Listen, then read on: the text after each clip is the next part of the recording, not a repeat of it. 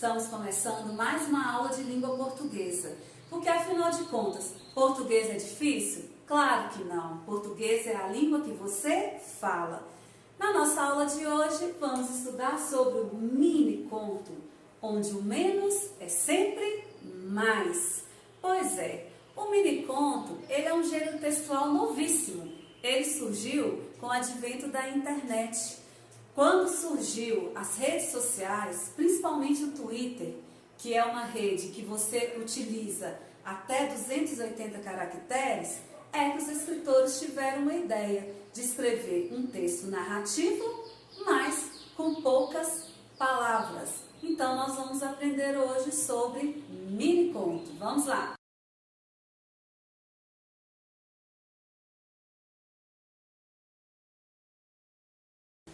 Bom, o surgimento. O mini conto, ele surgiu no século XX. Alguns dizem, que ele é o primo mais novo do poema em prosa. Outros apontam que ele foi inspirado, nas fábulas chinesas. Mas o que a gente sabe é que ele se tornou um grande sucesso no século XX. Como eu já disse, o que motivou, galera, o surgimento do mini conto foi realmente a invenção da internet, o surgimento de redes sociais igual o Twitter, onde você escreve muito em poucas palavras. E nos últimos anos, esse tipo de ficção, esse tipo de gênero textual, ele se desenvolveu demais em vários países do mundo, O mini conto mais famoso que eu vou mostrar para vocês daqui a pouquinho é do guatemalteco Augusto Monterroso. Ele criou esse mini conto no início do século XX e é considerado o mais famoso até hoje. Vamos ver. Parei para mostrar uma coisa.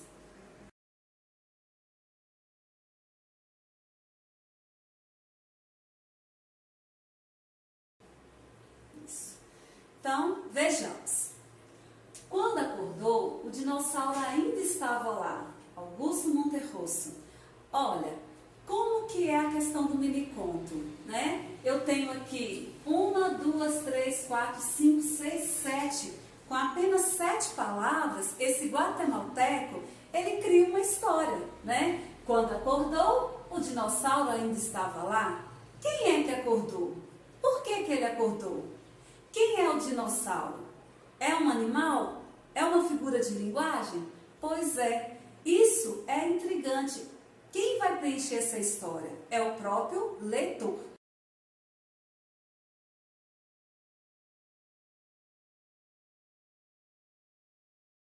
Pode ir. E agora vamos para o segundo ponto do mini conto, que são as características. Para um texto ser considerado mini conto, o que tem que ter? Só que antes disso, eu vou explicar para vocês mais um exemplo. Olha lá. As férias conjugais deram certo, já duram anos. E aí? Que férias conjugais são essas?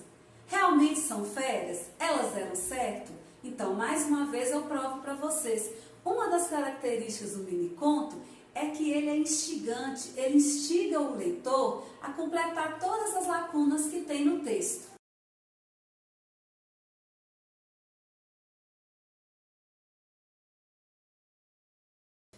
Bom, ele é mini conto por quê? Porque ele surgiu como influência dos contos. Então vamos lembrar? Conto é um texto narrativo, Portanto, ele está contando uma história e ele vai ter um enredo. O enredo é sempre dividido em situação inicial, conflito, clímax e o desfecho, que vocês conhecem como situação final. Pois é. O mini conto, apesar de ter pouquíssimas palavras, ele possui essa estrutura, A estrutura básica de um texto narrativo ele tem. Situação inicial, é o início da história. O conflito, o que aparece na história que vai mudar? Que vai mudar a vida do personagem.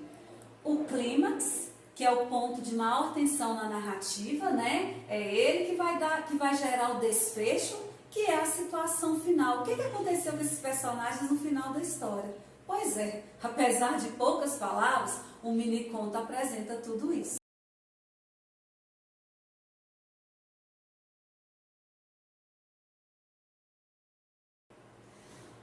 característica é que eles registram um flagrante único, uma fala de alguém, um gesto, uma atitude. Ele sempre vai registrar isso, né? É um momento único na vida de uma pessoa. Quem vai preencher as lacunas, as partes que estão faltando na história, é o leitor. É o autor do miniconto convidando o leitor a preencher a sua história. Outra característica é que os minicontos, eles também recebem o nome de microcontos. Portanto, miniconto, microconto são a mesma coisa.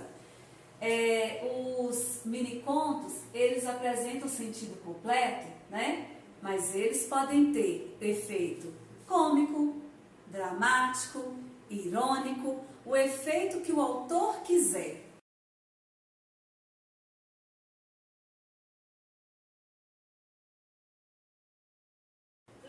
Outra característica do miniconto é a concisão. O que é uma coisa concisa? É uma coisa enxuta, pequenininha, resumidinha.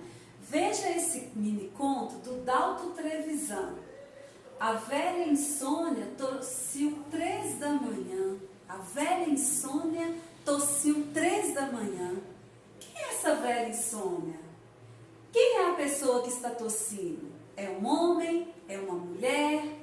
Por que a velha insônia? Quer dizer o quê? Será que ele tem esse problema de insônia há mais tempo? Pois é.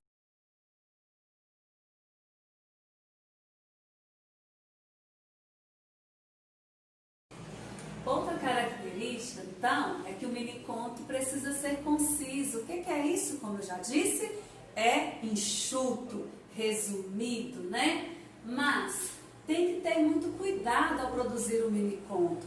Não é um limite só de palavras que vai fazer com que o leitor complete a história. É saber escolher as palavras, né? A história que o miniconto conta precisa caber exatamente naquele pequeno textinho, nem mais, nem menos.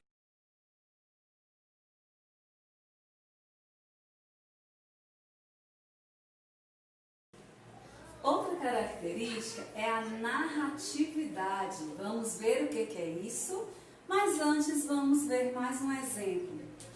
Caiu da escada e foi para o andar de cima. A autora aqui é Adrienne Mirtes, que faz parte do livro Os 100 Menores Contos, no livro de 2004. Vamos lá. Caiu da escada. Quem caiu? É homem? É mulher? É criança? E foi para o andar de cima. O que significa exatamente esse andar de cima, né? Vamos pensar.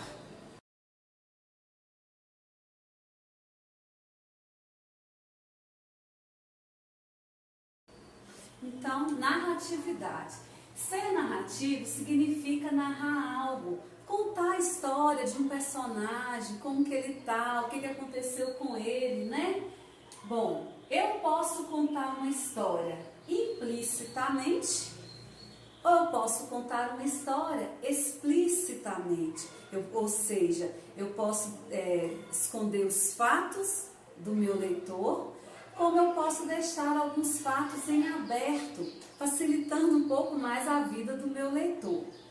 Dentro de narratividade também acontece o seguinte, né? Se você não souber contar a história em poucas palavras, o que vai acontecer? A história vai passar a ser de narrativa para descritiva. Então, atenção, cuidado, galera. A minha história tem que estar em poucas palavras, mas ela tem que ter uma narratividade, ou seja, ela tem que contar uma história.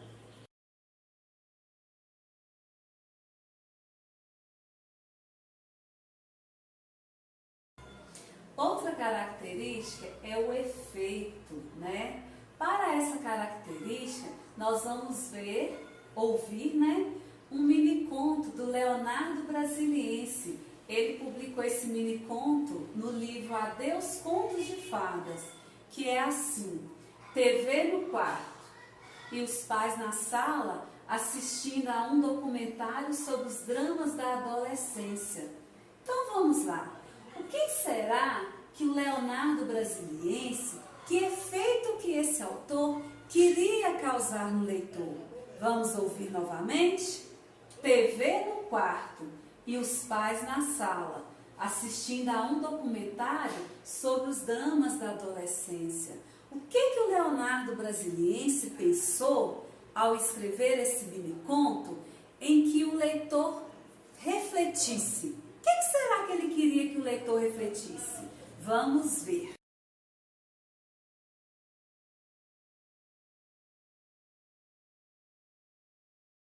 Beleza. Então vamos ver. Ainda hoje é considerado um bom conto ou mini-conto aquele que consegue provocar reflexão no autor, ou que o autor sinta medo, que o autor sinta alegria, que o autor gargalhe, que o autor sinta tristeza, que o autor se identifique com o personagem ou algum fato da história, que esse mini-conto traz alguma lembrança para esse leitor. Então, quando temos uma simples descrição, se o mini-conto fosse uma simples descrição, talvez o leitor do mini-conto anterior, do Leonardo Brasiliense, jamais o leitor ia conseguir se identificar. Quem é que, ao ler aquele mini-conto, não pense na sua própria adolescência? E é isso que o Leonardo Brasiliense queria.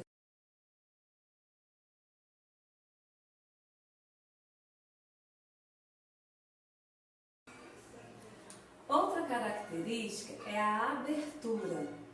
Vejam esse mini-conto de Cíntia Moscovici. Uma vida inteira pela frente, o tiro veio por trás. Vamos ouvir novamente? Uma vida inteira pela frente, o tiro veio por trás. E aí? Uma vida inteira pela frente de quem? Esse tiro que veio por trás matou essa pessoa? Quem é que atirou? Por que atirou?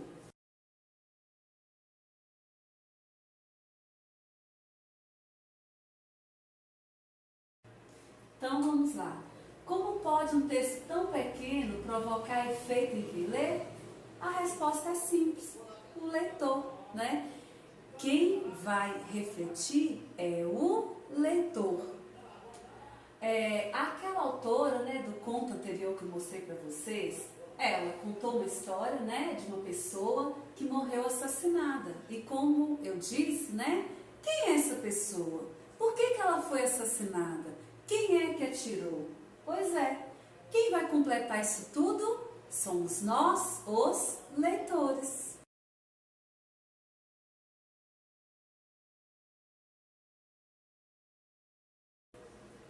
Outra característica é a exatidão.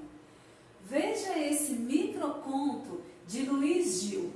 O título é Aventura e o texto é Nasceu. Então olha lá, o título é Aventura e o texto é Nasceu. E aí, o que será que o Luiz Gil quis dizer para a gente, né? Ele foi exato no ponto certo, com uma palavra ele quis dizer muitas coisas. Vamos pensar então?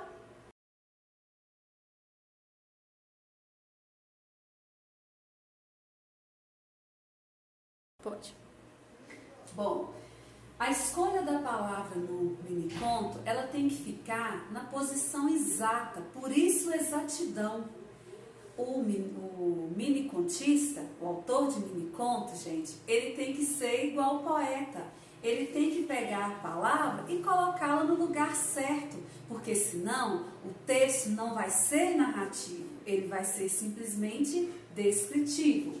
Ainda nessa característica da exatidão, ainda existem, por exemplo, a palavra, além dela estar no lugar certo, ela tem que provocar aquela lacuna, aquela abertura no texto para que o leitor complete essa história.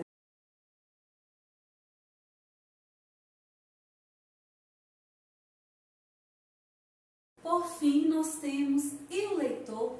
Galera, como que o leitor fica nessa história? Deparar com um texto com pouquíssimas palavras, cheio de lacunas e que ele se vê obrigado a preencher a lacuna, né? Para entender o que será que o autor quis dizer. Então vamos lá.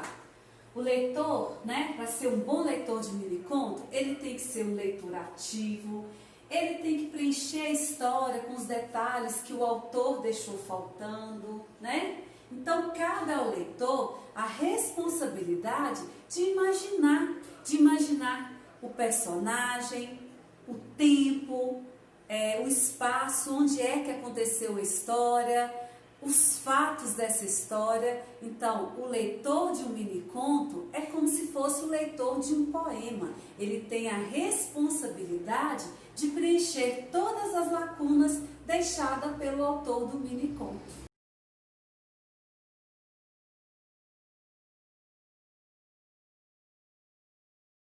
Vamos lá? E finalmente, vamos relembrar, né? Olha lá. Finalidade. Para que serve o mini-conto? Ele serve para divertir, ele serve para entreter e ele serve também para fazer o leitor refletir. A linguagem utilizada tem que ser uma linguagem concisa, ou seja, resumida, que contém só o essencial. E assim como nos contos normais, tem que se usar um jogo de palavras, as famosas figuras de linguagem. Portanto, normalmente, a linguagem mais certa para se usar no mini-conto é a linguagem conotativa.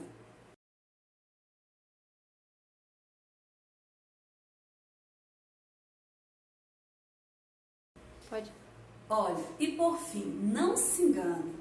Como que é a organização de um mini-conto? Olha, ele é desenvolvido a partir de um único conflito.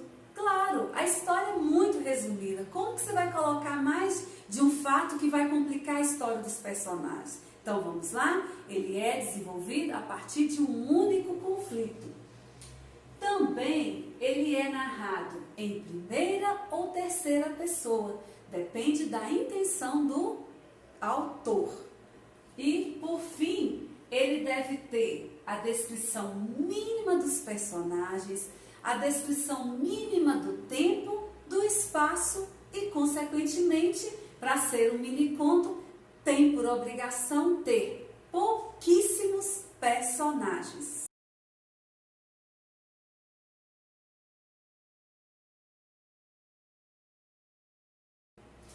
Bem, galera, então estamos chegando ao final da nossa aula sobre mini-conto, onde o menos é sempre mais. E por fim, eu trouxe como exemplo outro mini-conto do nosso grande contista Dalto Trevisan. Ele disse assim: Maria, eu te amo. Assinado, claro, João. João, eu também não te odeio. E aí, o que vocês acharam desse mini-conto? João e Maria formam um par romântico? Eles se amam? Ah, sei lá, gente. Pensa em casa. Falou? Tchau!